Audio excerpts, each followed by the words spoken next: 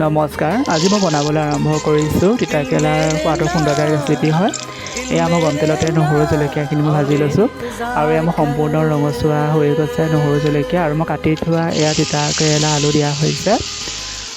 সোৱাদ অনুসৰি নিমখ, হালধি গুড়ি। এতিয়া মই এনেদৰে গোটেই তিতাকেৰেলাৰ মিশ্ৰণখিনি মই এনেকৈ লৰাই দিছোঁ যাতে ভালকৈ মিহলি যায়। তিতাকেৰেলাৰ ভাজিটো খাবলৈ খুব ভালেই লাগে আৰু এয়া মোৰ লাহে লাহে তিতাকেৰেলাৰ চব্জিটো হৈয়ে গৈছে। এয়া মোৰ সম্পূৰ্ণ হৈয়ে গৈছে তিতাকেৰেলাৰ ভাজিটো